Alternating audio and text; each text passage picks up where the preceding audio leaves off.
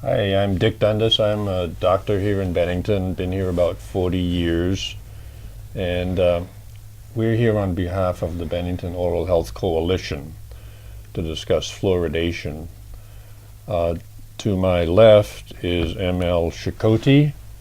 She is a dental hygienist as well as a skilled operator of the monument elevator. And further on is Wes Baker. He's a dentist, has been here in town for Almost 40 years. almost 40 years. So everybody knows Wes.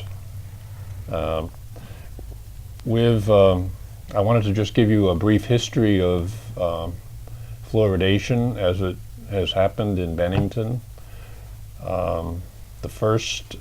In Vermont, actually, the first city to be fluoridated was Burlington, and that was way back in 1954. And then in 1963, people made an attempt to get fluoride into the water system here in Bennington, and that failed. And it has failed several times since that. But in recent history, in 2012, the Vermont Office of Rural Development came to town, and their task was to organize several groups of citizens from Bennington who would focus on a problem and then would try to solve that problem. So one of those groups that formed was called the Poverty Work Group. And I'm told that initially there were 400 people or so that showed up for that one group because there was great concern, and there's still a great concern for poverty in the community. And then 400 people is a lot of people, and it's kind of unwieldy, so it was divided up into subcommittees, and from that came the Bennington Oral Health Coalition. So we've been working now for a couple years trying to see what we can do about the state of oral health in the community. We had two main focuses. One was to consider opening a dental suite with fully staffed and modern for dentists to use and take care of lower income patients. We're still working on that one. But the second part of the initiative that was begun 2 years ago was to consider again to fluoridate the water system. The last attempt here in town was 2002, and it was a select board decision at that time, and they opted in favor because they thought there was not enough information. So we wish today to discuss fluoridation, which is on the table again, and there have been some questions that have come up in the banner and on the radio and on CAT TV and from other sources, and so we wanted to use this question approach to try to educate the citizens of Bennington. So to start off, I'm going to have Mary Lou, ML. I'm going to have her begin with her first question. One of the questions people often ask is, why do we need fluoride in Bennington?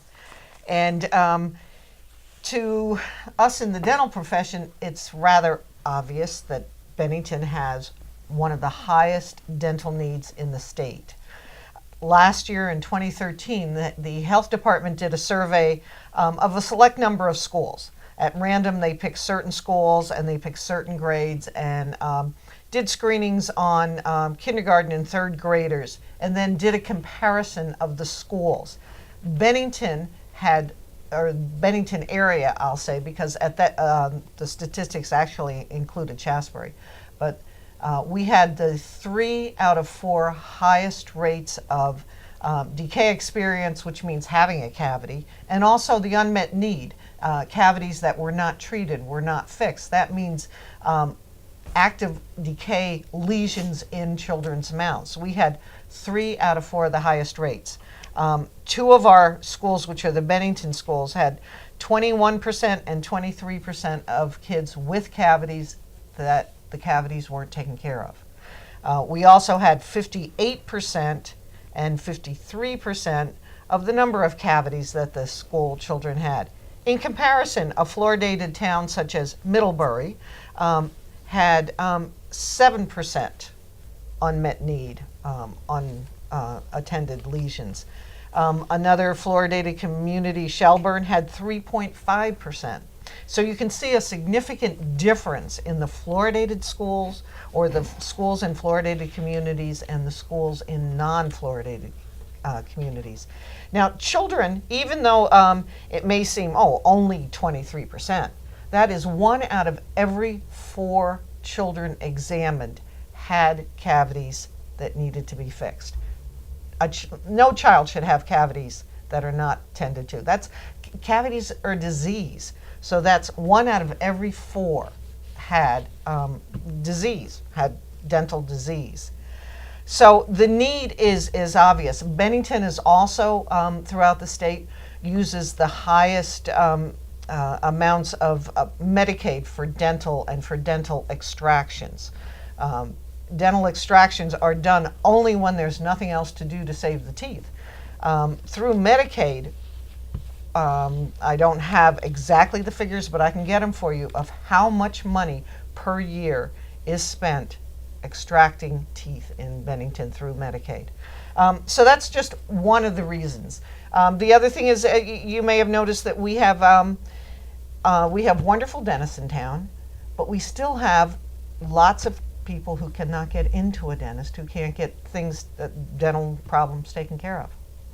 So it's a great need here in Bennington for something to be done, and water fluoridation, community water fluoridation, is the basis for all improvements in dental care.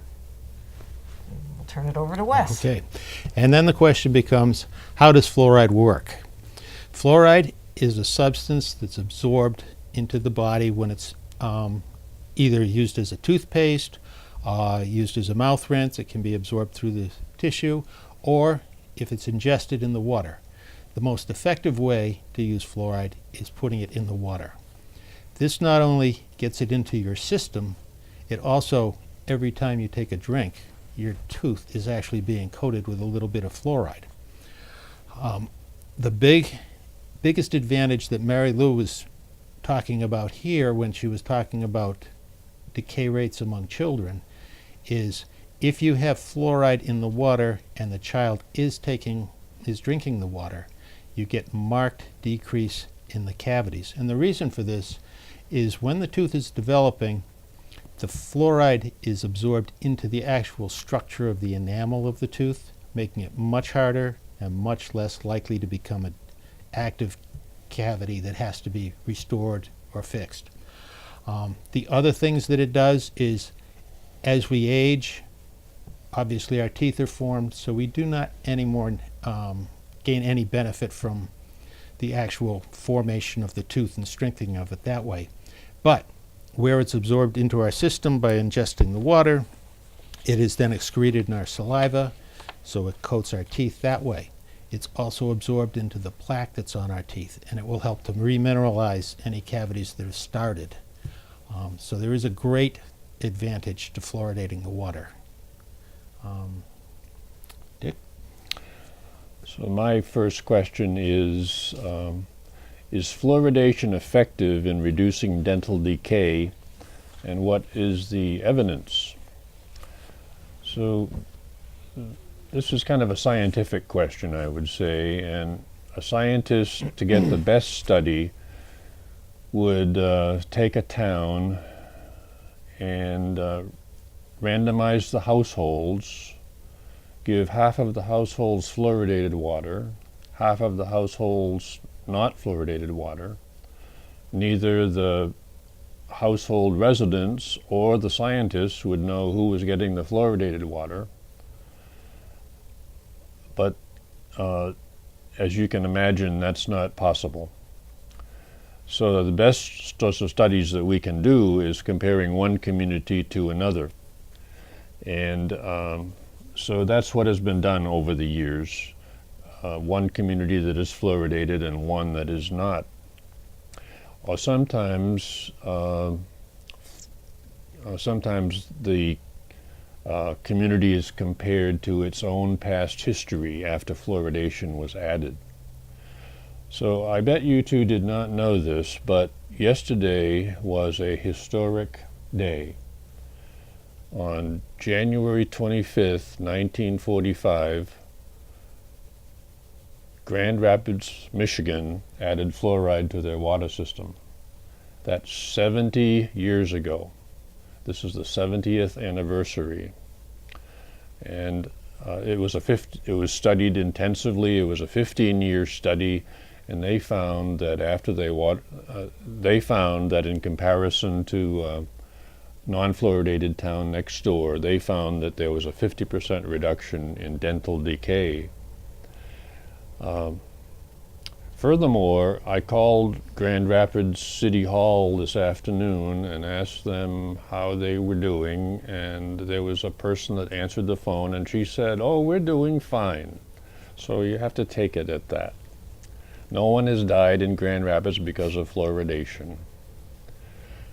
And then the studies went on and on. In 1962, there was one in Newburgh, New York, which showed a 70% reduction compared to a neighboring town. And Evanston, Illinois, in 1967, a 57% reduction. So early on, there was about maybe an average of 60% reduction of dental decay in the fluoridated towns compared to the control town. But then around 1960, fluoride toothpaste came along, and we had more fluoride. We got more fluoride into our systems with fluoride toothpaste. We had the topical effect of fluoride when we brushed our teeth. We had more fluoride in our food. There were more communities that had fluoridated water supplies, and people from communities next door would have exposure to the fluoridated water. But in spite of that, the studies continued, and we can't say now that there's a 60% reduction in tooth decay with fluoridated water systems, but we can say that there still is a 20 to 30% reduction of decay. And these statistics have been repeated time and again worldwide. The studies are reviewed by scientists, and were found to have good methodology and to be accurate, and they have stood the test of time. Almost every scientist in the world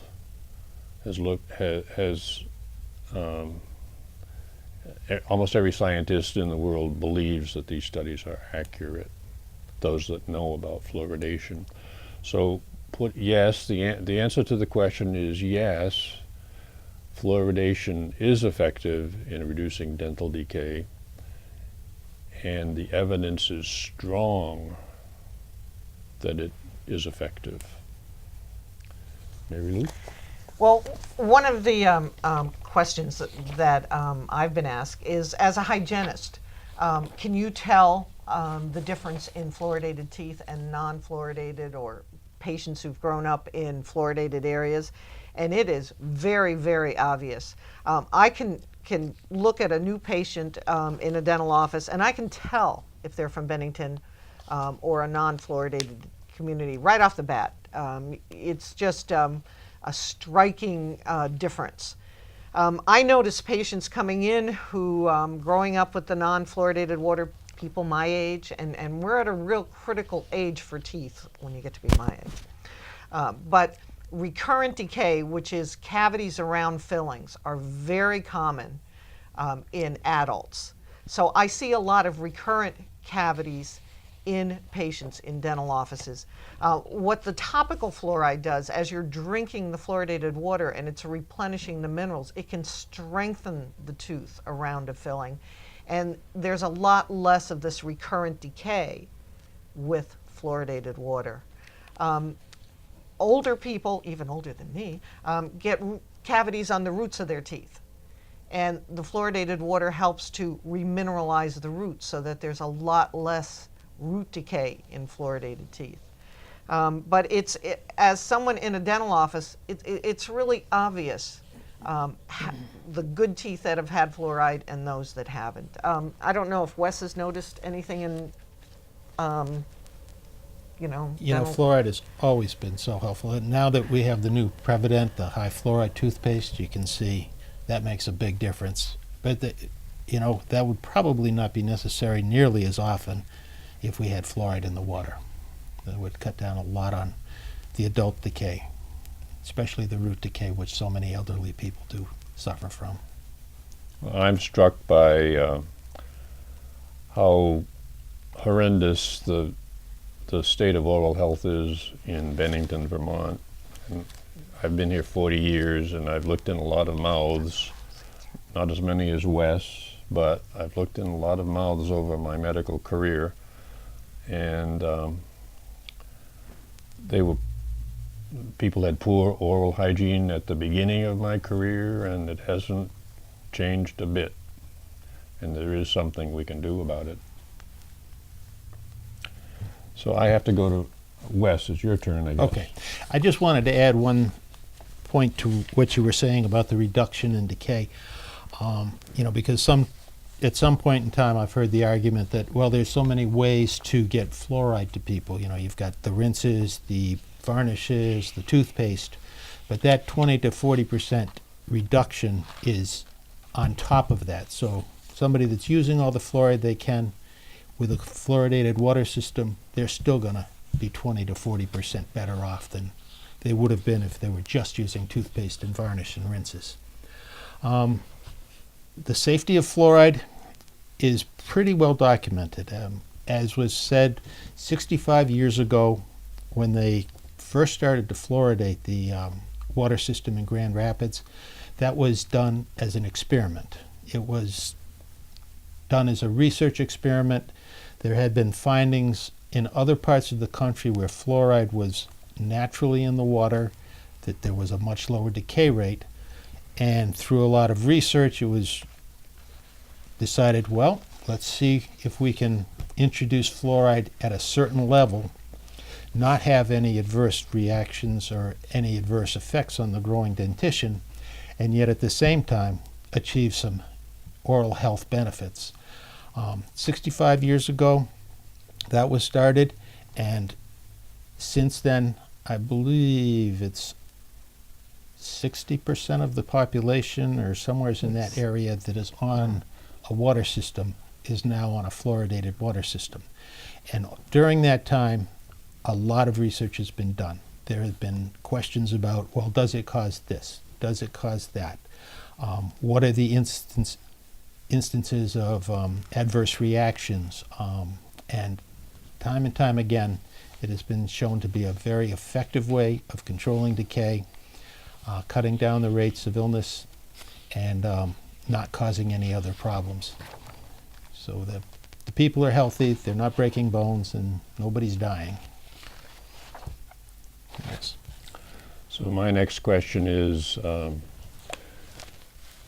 why do we need water fluoridation when we already have fluoride toothpaste, rinses, and pills?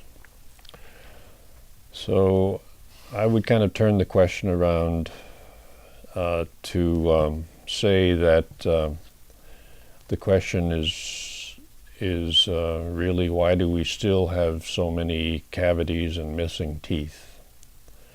And there are two reasons basically that I can think of. First of all, one possibility would be there's not enough fluoride exposure in town. And secondly, as a corollary to that fluoride is not being, not getting to everyone. So that's one set of reasons, is the fluoride level that we're exposed to. The second reason is that and this is important too, that not enough attention is being paid to oral hygiene by the people who live in our community. Families are not brushing their teeth, they don't have toothpaste, they're not eating properly, they're not remembering to take their supplements, they're not able to get to the dentist. So of those two possibilities, one involves fluoridation and the other involves behavior. In practical terms, what can we fix? We have to be realistic here. We can increase fluoride levels in the water to levels which will reduce tooth decay. That would be one option. Or the other option would be to educate all of those families so that they have a change in their behavior. So we've been doing the education bit for decades here. I'm sure Wes has told most of his patients that fluoride is helpful. We know scientifically that it's helpful. But the education by itself isn't getting to everybody, and it's not working. So the fact is that some families do not pay attention to oral hygiene here in Bennington because they have other worries. Having a roof over their head is one, having enough food to put on the table is another. So if we try to go the education route, it's going to take a major effort above what we've been doing all of these years. And it's going to cost huge amounts of money. The beauty of fluoride is that it will help all families, and they won't even know that it's there. They won't have to think about fluoride. We still want them to brush their teeth. We still want them to use fluoridated toothpaste. We want them to eat properly. But if we add fluoride to that mix, then we'll have better oral health in Bennington. Just to the benefits of fluoridation and who benefits from it. Community water fluoridation is the basis of a strong tooth. And some of the other methods of fluoride, such as rinses, toothpaste, are supplements to the strong tooth. So who benefits from fluoridation is everybody. You benefit topically when you drink it. Adults who have not had fluoride in the water as they grew up will still get a benefit. But the double benefit of having a strong, hard tooth to begin with, and then using and drinking fluoridated water, using toothpaste with fluoride in it, rinses if necessary, just adds to strengthening the tooth. Everybody benefits from community water fluoridation, not just children, not just adults, everybody. Wes? Okay.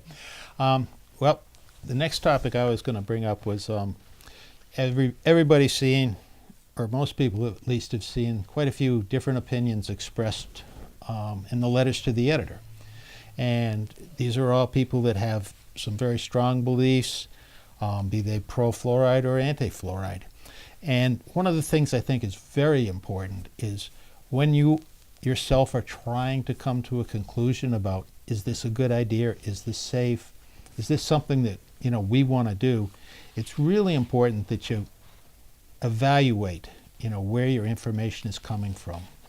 Because lots of times, it's just human nature. If you see something in print, you read it on a web page, you just tend to say, well, it wouldn't be in print if it wasn't true.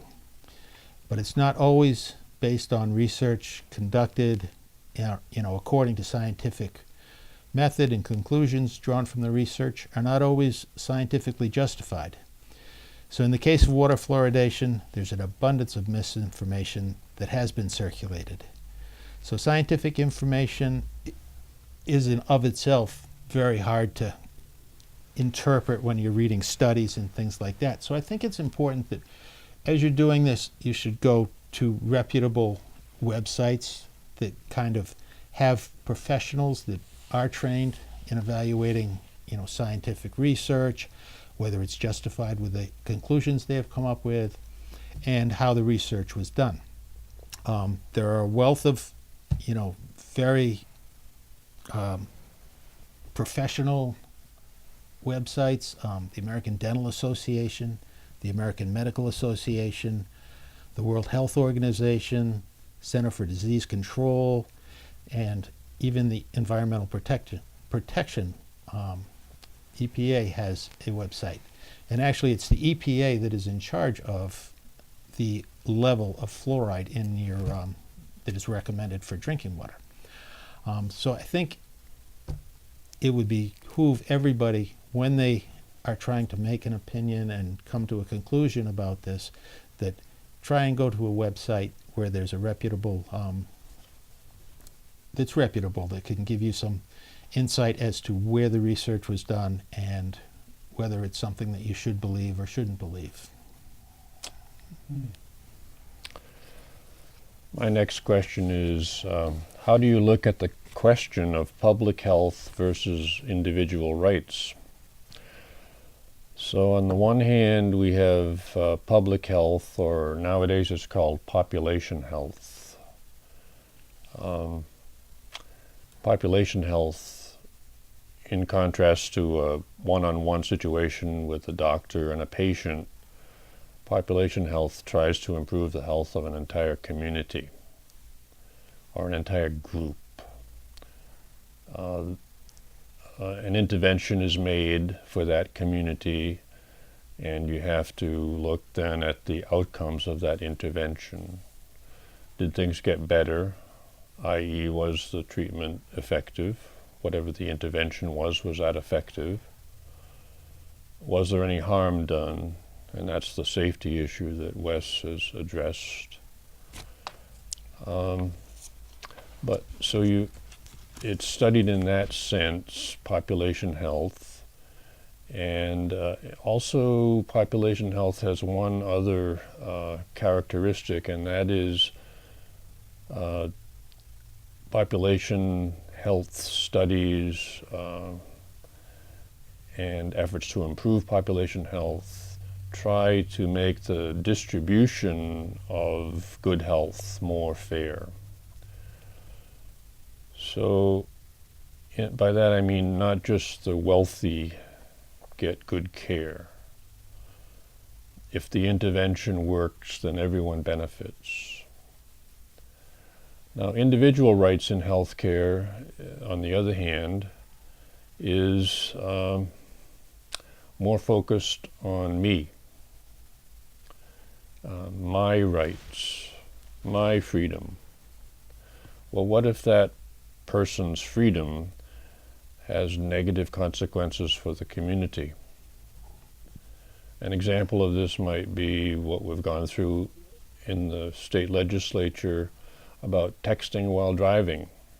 Someone might say that I have the right to text while I'm driving my automobile, but we and the other cars around this person know that he does not have that right, that his right has negative consequences for the rest of the community.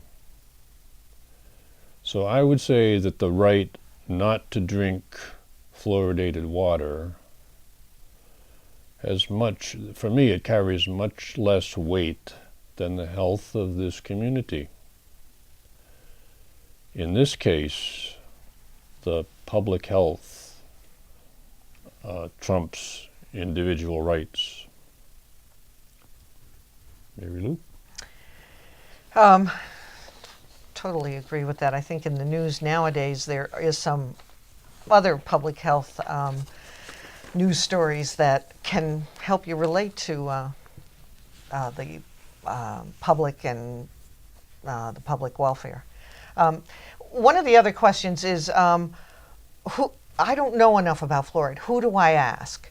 Well, ask a professional, ask someone in either the dental or the medical business. We're the ones that have studied the research, that know the research and know the answers. I mean, if I'm having a problem with my water heater, I'm going to call a plumber. But if I'm having a question about teeth, about health, I'm going to talk to a doctor or a dentist. So if you do have questions, contact the dentists in Bennington are so knowledgeable. They're willing to help you with any questions. The doctors, your physician, the free clinic, they're all there to help answer your questions. Go to the professionals to get the right answers. Do you agree with that? I do entirely agree with that. Since you're one of them. Yeah.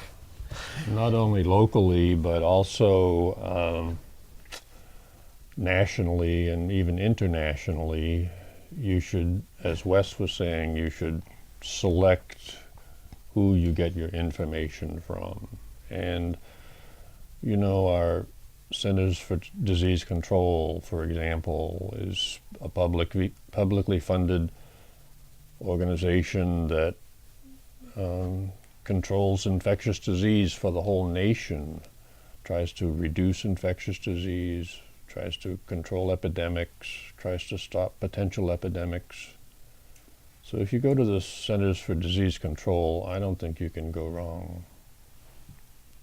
Yeah, there's also the American Academy of Pediatrics, the Surgeon General. Go to the Surgeon General if you have questions on fluoride. It's much more effective than talking to someone that maybe is selling equipment to unfluoridate. Like water filters? Yeah. I mean, they have a different idea of things, but, are you going to question the American Academy of Pediatrics? Mm-hmm. Okay. Or the American Dental Association. Right. Mm-hmm. Who has been endorsing fluoridation since the early 50s, I believe. Okay.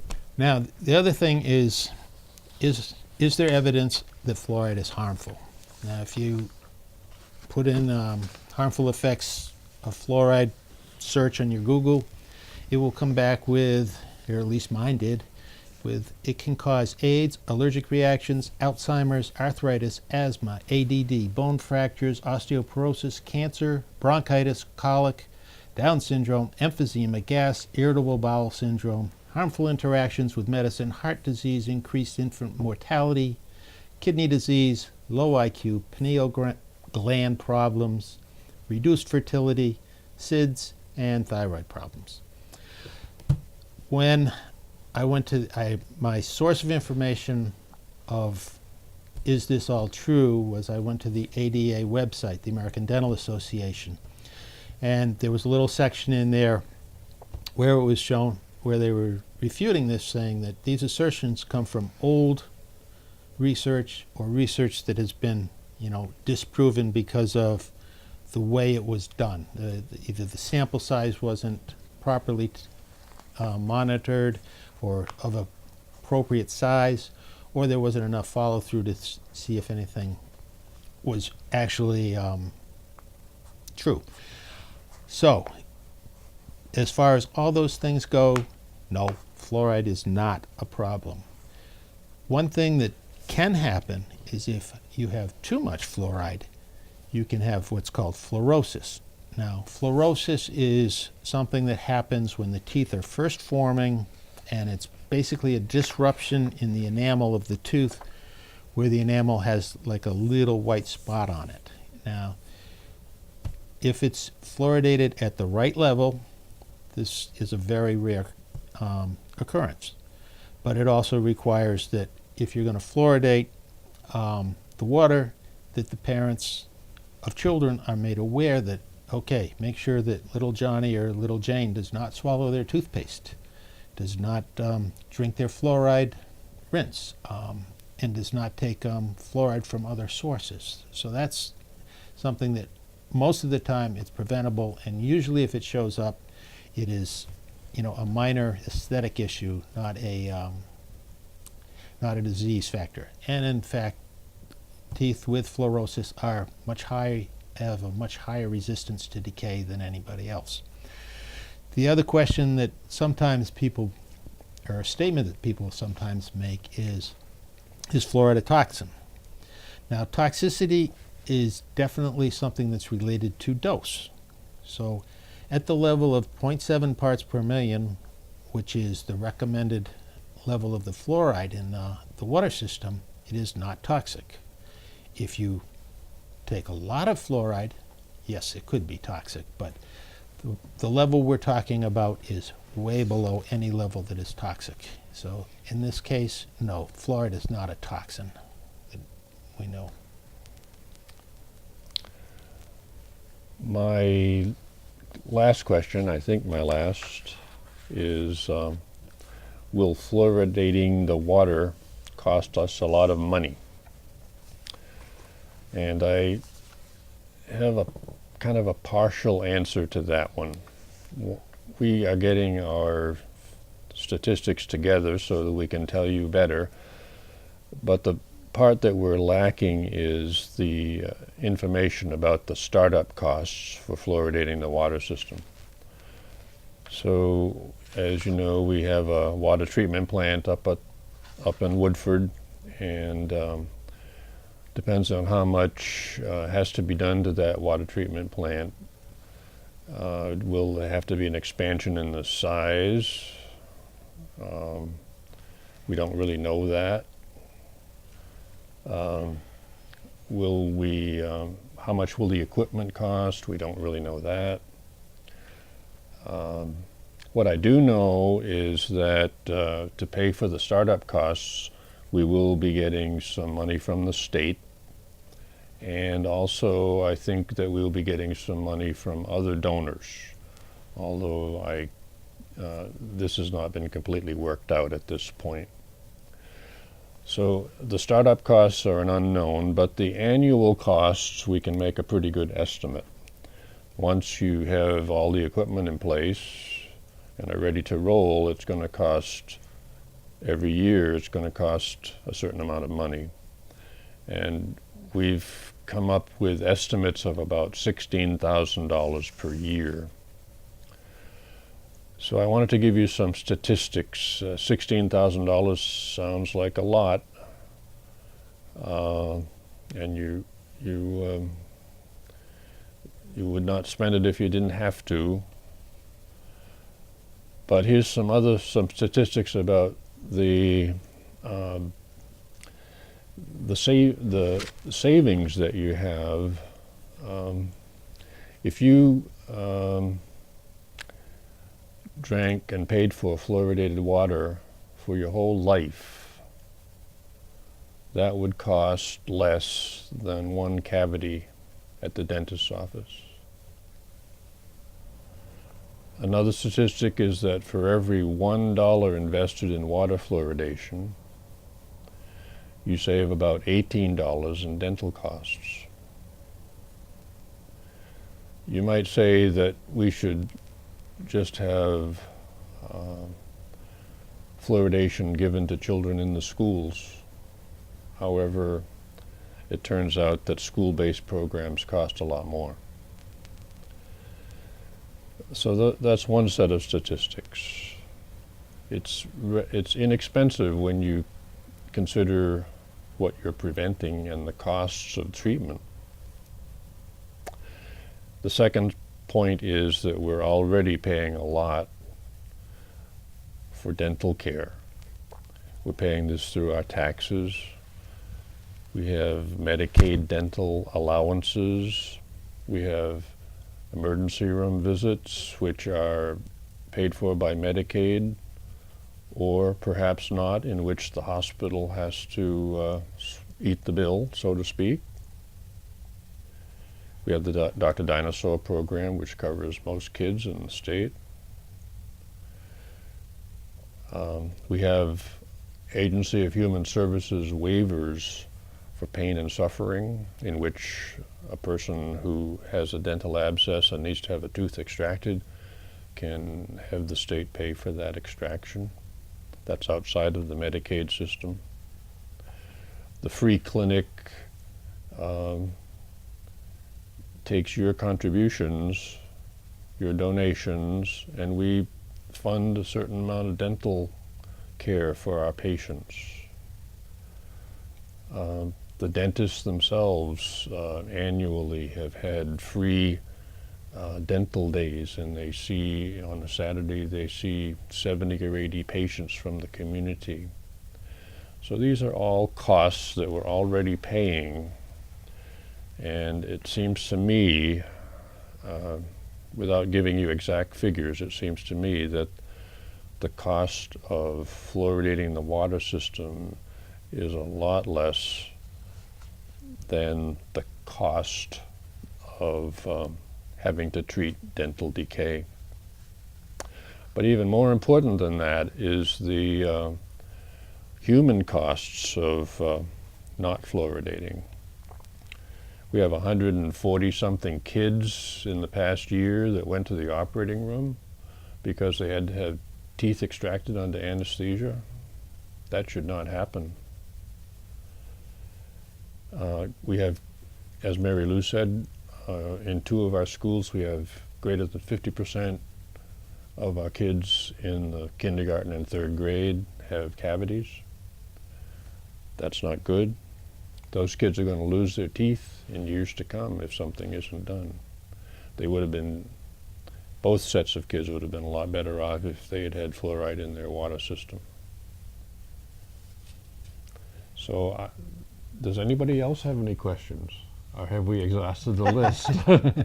Well, one of the things I'd like to mention is, and I got this from my daughter, who obviously, if her mother's a hygienist, I made sure she did all the things she was supposed to prevent decay. She lives in Burlington, which is a fluoridated community, and she has friends in Burlington that don't have cavities, and she had very few. I can't say she didn't have any. And she said to me when we were talking about this, she said, you know, Mom, they didn't have cavities and they didn't have to do swish and spit in school. She didn't enjoy swish and spit. That was the fluoride rinse that was done in the schools. And most of the teachers will agree, after 4th grade, when the fluoride rinse is really beneficial, most of the kids don't want to do it. And they have found ways to get out of doing it. So the fluoride rinse in the schools was not cost effective because it wasn't getting to as many of the students as you wanted it to. Community water fluoridation would get to all of them, and they could have the same statistics as the kids in Burlington who grow up in their late 20s with never having a cavity and never having to do swish and spit. Anyway, we're going to conclude, but before we do, I just wanted to remind everyone that the town of Bennington and also the Bennington Oral Health Coalition are having a forum on December 12th, February 12th, February 12th at the fire station. It will start at 6:30 and run 2 hours. We'll have some experts from the local community, and we'll have some support from a couple members from the state.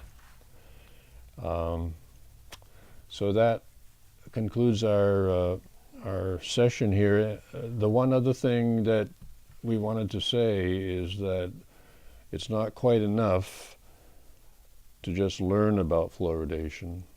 There's going to be a community-wide vote on March 3rd, and we're asking you to look at the studies, make your decision about how to proceed, what Bennington should do.